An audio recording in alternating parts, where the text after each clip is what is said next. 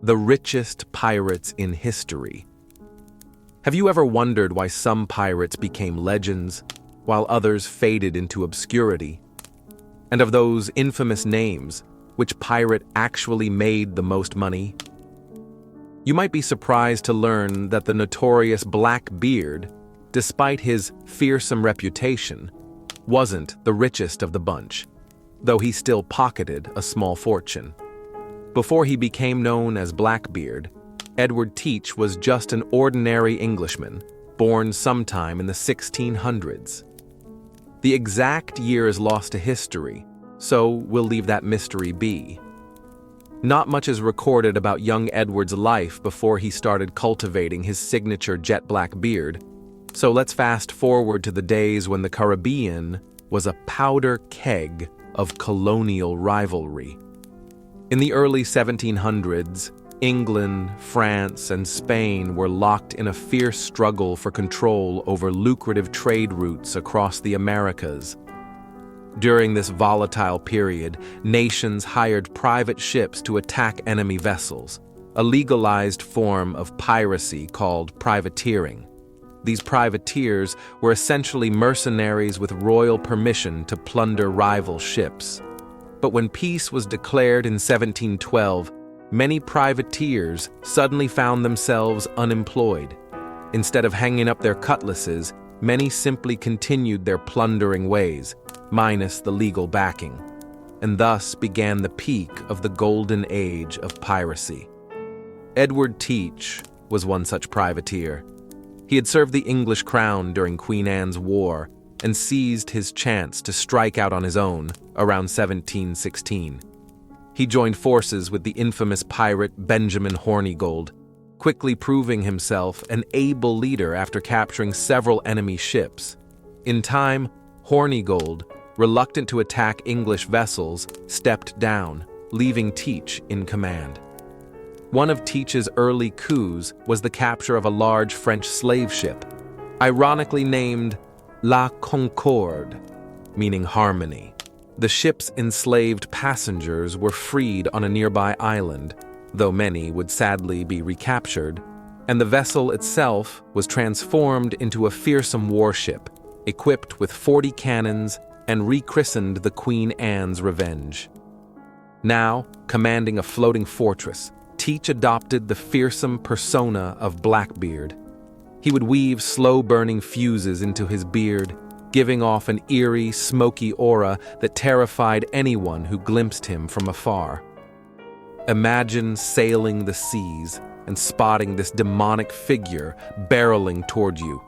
It was often enough to make rival crews surrender without a fight. For a brief but bloody stretch, Blackbeard dominated the waters off the Carolinas, capturing ships and ransoming hostages. But across the Atlantic, King George I had had enough. The crown began offering pardons to pirates, or execution for those who refused. Though Blackbeard accepted a pardon, he swiftly returned to piracy.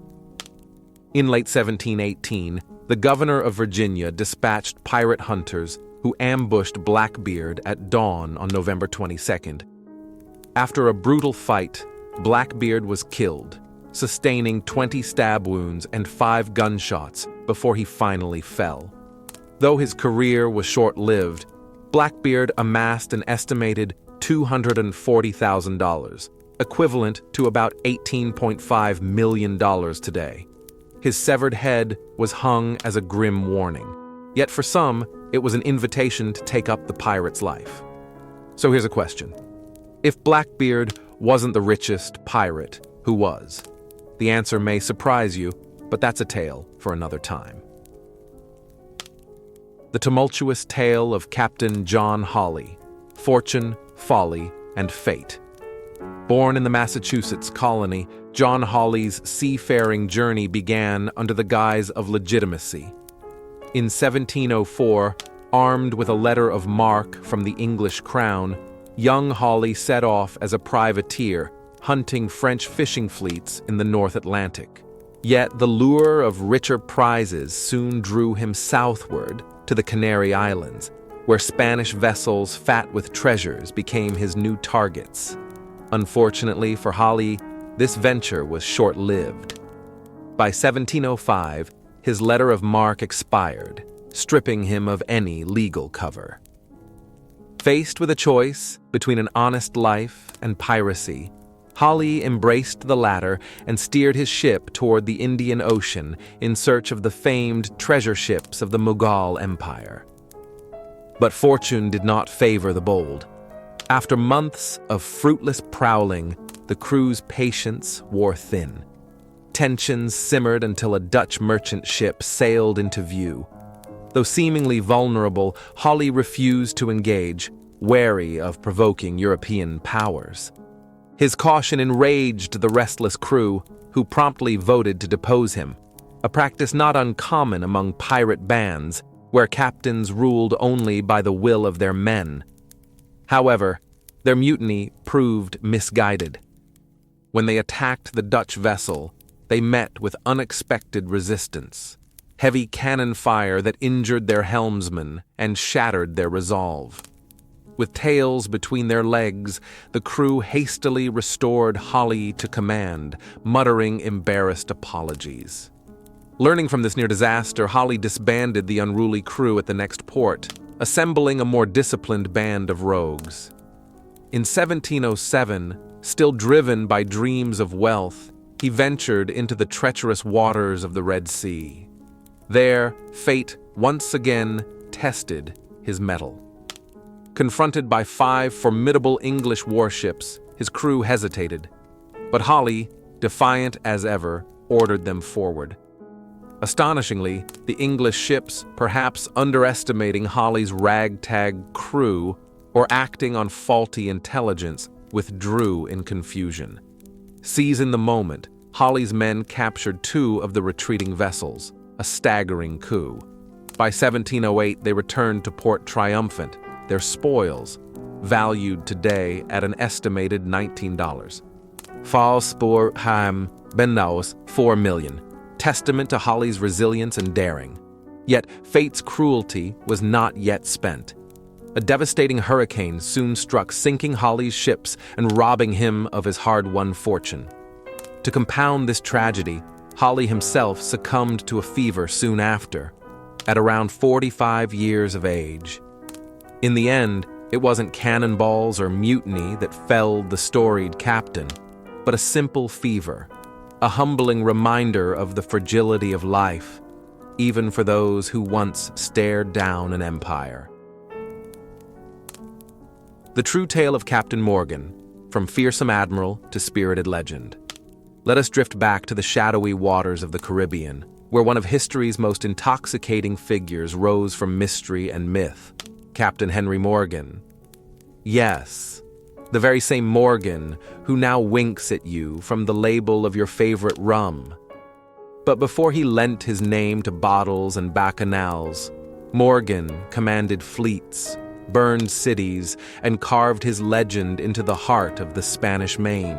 Born around 1635 in the rugged lands of Wales, Henry Morgan's early path is shrouded in ambiguity. Some whisper he joined an expedition, others say he was an eager apprentice.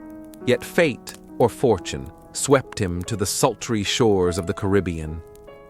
By the 1660s, Morgan had anchored his life in Jamaica, a newly conquered English stronghold brimming with opportunity. The island thrived, luring privateers with the promise of Spanish plunder, and Morgan rose swiftly among them.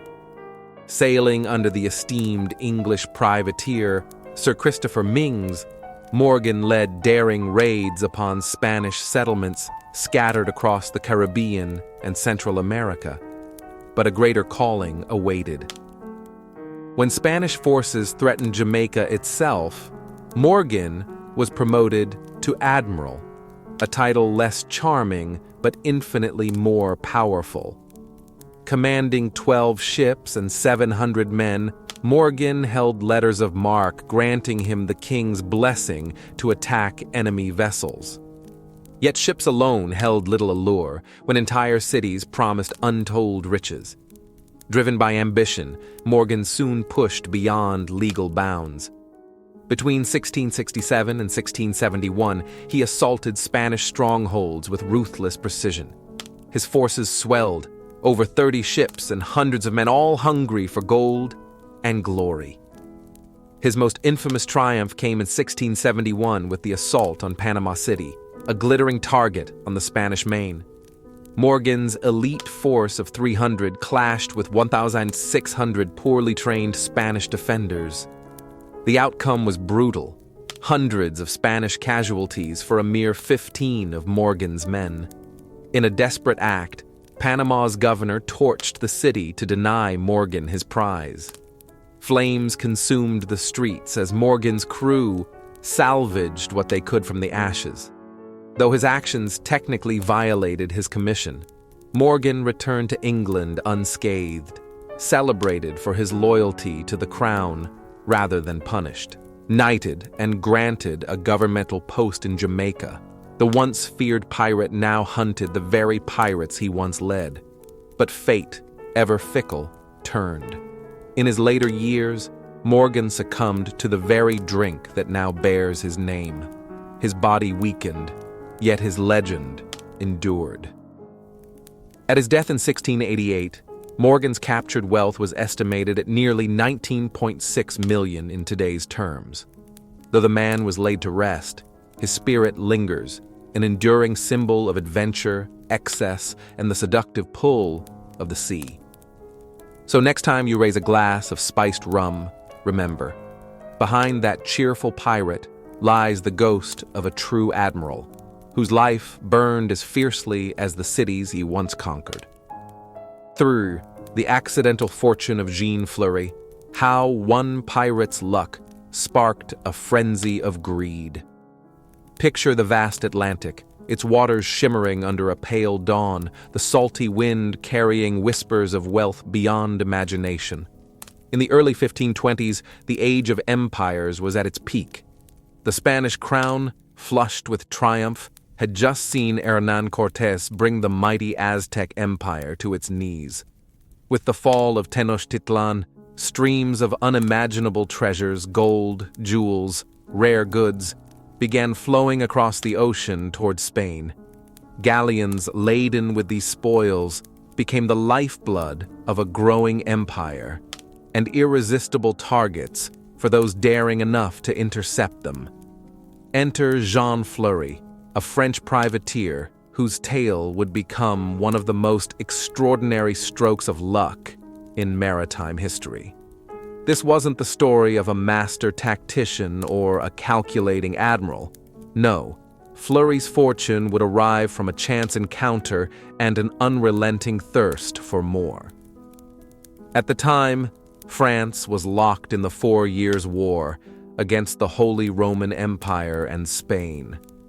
Jean Flurry operated from Portuguese waters, perfectly positioned to prey on the treasure routes feeding Spain's coffers.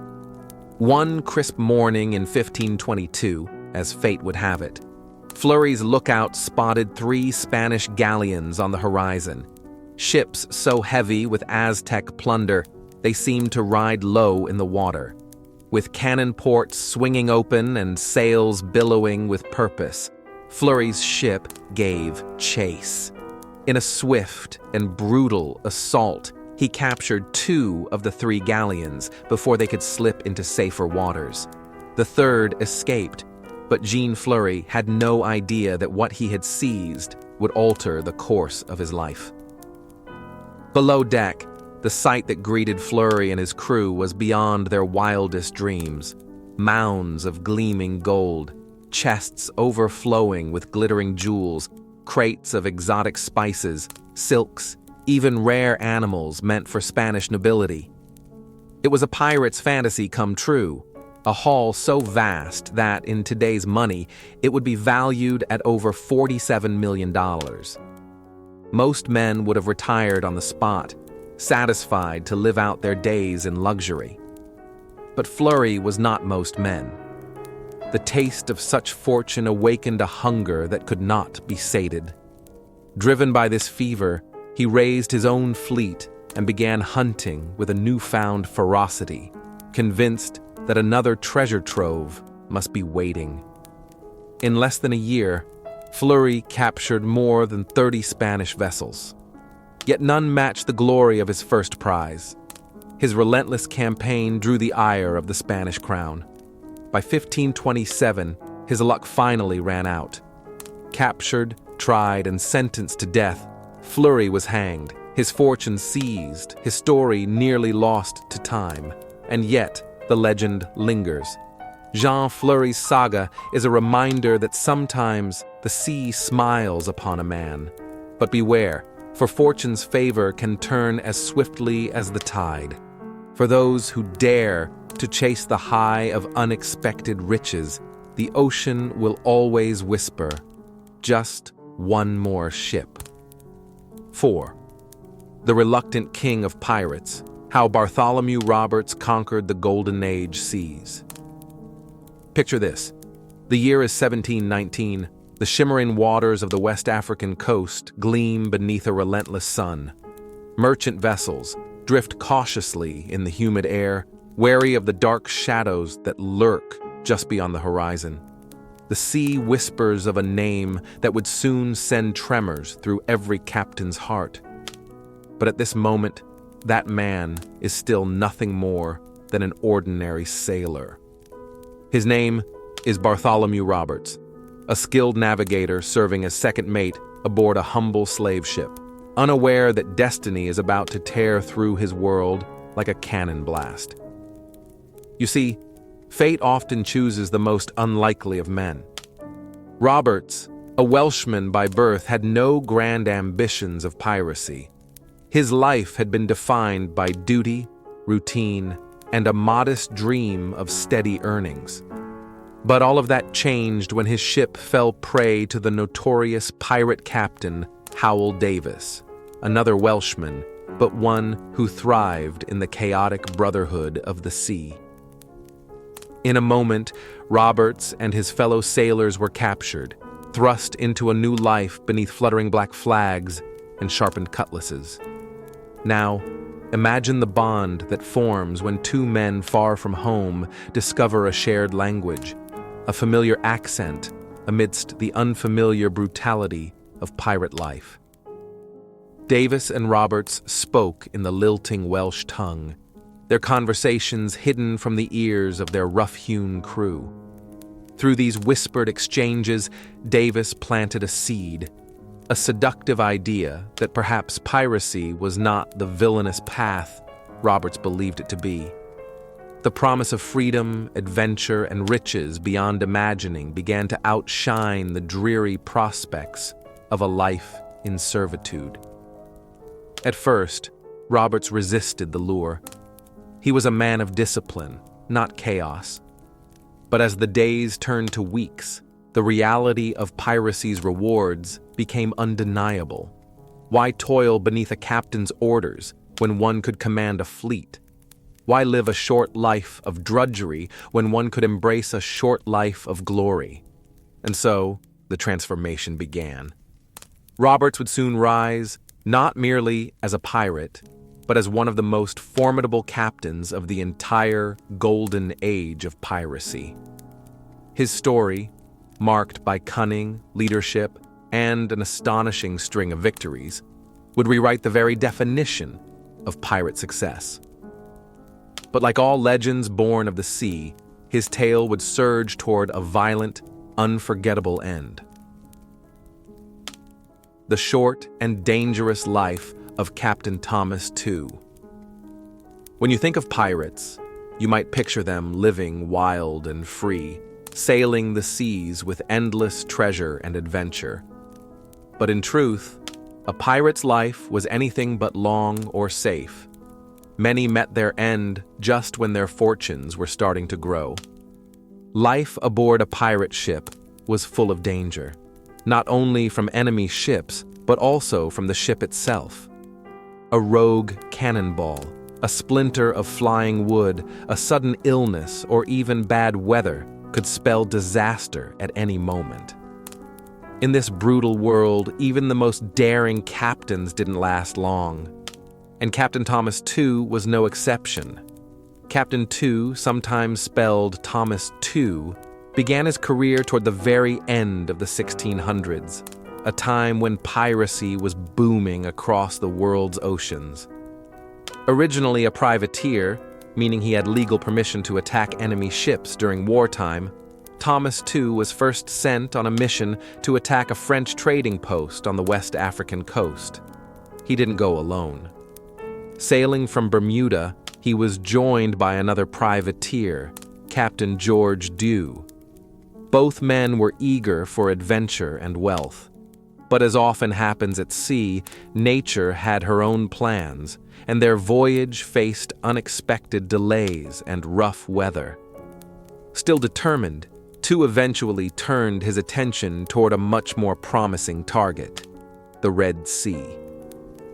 This was a busy highway for rich merchant ships traveling between the East and the Middle East, often loaded with treasures from India, Persia, and beyond. For a pirate looking to strike it rich, this was the place to be. Dew's first major success came when he captured an Indian trading ship, a small but valuable sloop headed toward the Ottoman Empire.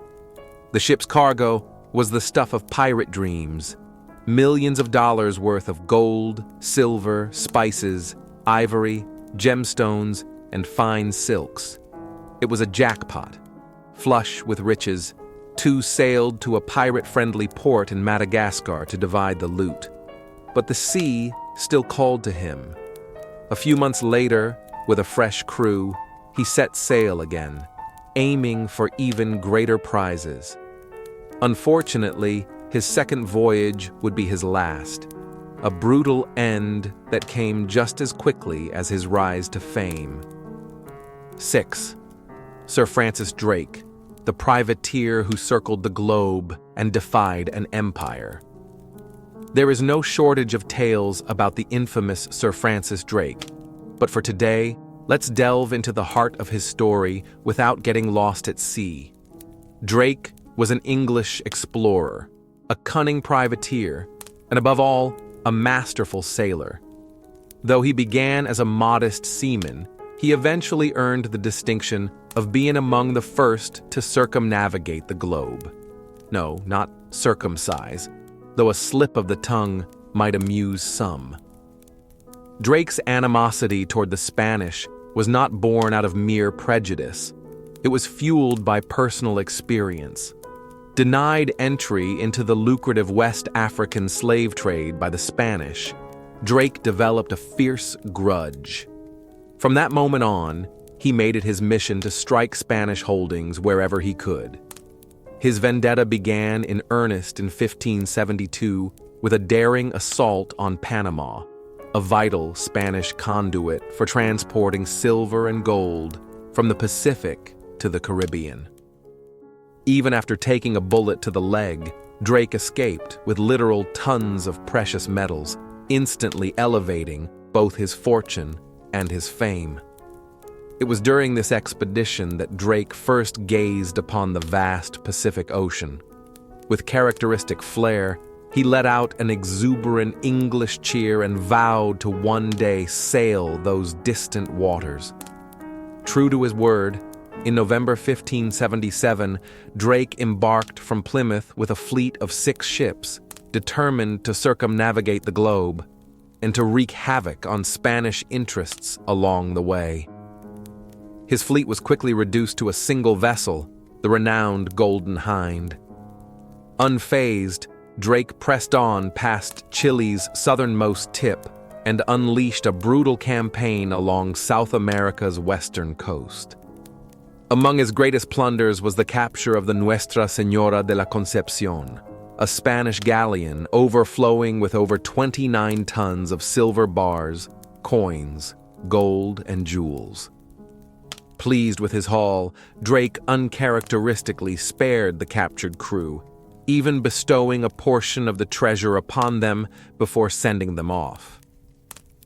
By 1580, Drake completed his circumnavigation and returned to England, where he was knighted by Queen Elizabeth I, amid much fanfare.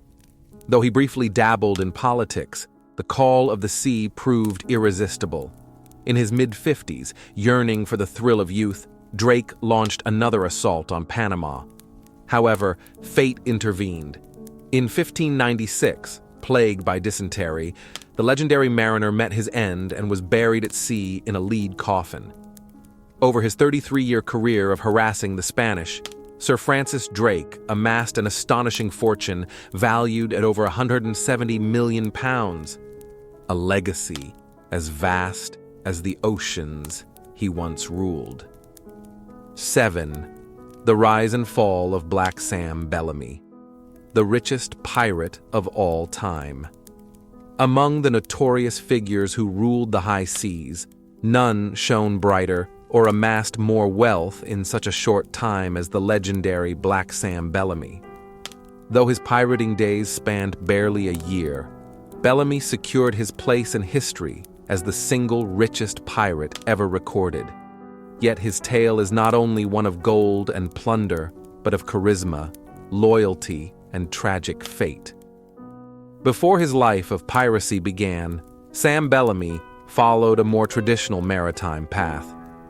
As a teenager, he joined the British Navy, cutting his teeth in several naval skirmishes that seasoned him as a sailor. When military life no longer satisfied his ambitions, he shifted course, joining a treasure-hunting expedition in search of sunken riches. Unfortunately, that venture yielded little reward. Faced with the harsh reality of empty hands, Sam made a daring choice: to embrace the pirate's life. His timing proved fortuitous. Bellamy found a place aboard the crew of the infamous pirate Benjamin Hornigold, under whom the fearsome Blackbeard himself once served. Hornigold, however, maintained a curious restraint. He refused to attack English ships, a decision that soon bred discontent among his crew. Ultimately, Hornigold and Blackbeard parted ways, leaving behind a restless, gold-hungry band of seafarers. It was then that Bellamy's leadership shone. The crew looked to him, and he willingly assumed command, setting his sights on richer prizes. In 1717, opportunity struck near the waters of Cuba. Bellamy and his men encountered the Whydah galley, a newly outfitted English slave ship laden with treasures, gold, ivory, and luxury goods freshly acquired from the brutal sale of over 300 enslaved people. For 3 relentless days, Bellamy gave chase. At last, he brought the vessel within range and fired a single intimidating volley. The Whydah's captain swiftly surrendered, recognizing the futility of resistance. With his prize secured, Bellamy refitted the Whydah into his flagship, enhancing its firepower for intimidation. Yet, for all his fearsome reputation, Bellamy remained a pirate of rare character. He was known for his mercy, often allowing captured sailors to leave with their lives and their ships, albeit stripped of cargo. This fairness earned him unwavering loyalty from his crew and respect from those he spared. But fortune is fickle. Mere months after capturing the Whydah, tragedy struck.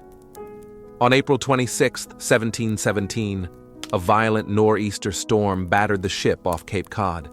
In the dead of night, the Whydah capsized, dragging Bellamy and nearly his entire crew to a watery grave. Centuries later, in 1984, the wreck was discovered.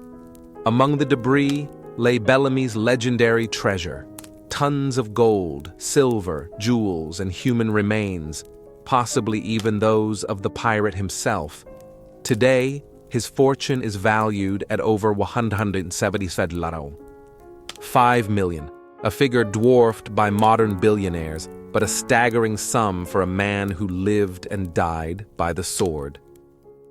Black Sam Bellamy's story remains a timeless reminder of how swiftly fate can turn on even the most fortunate.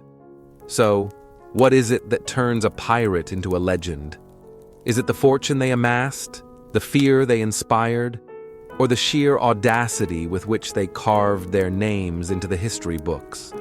From Blackbeard's smoky visage, to Captain Morgan's fiery raids, to Black Sam Bellamy's record-breaking plunder, each story reveals that it wasn't just gold or glory that made these pirates unforgettable.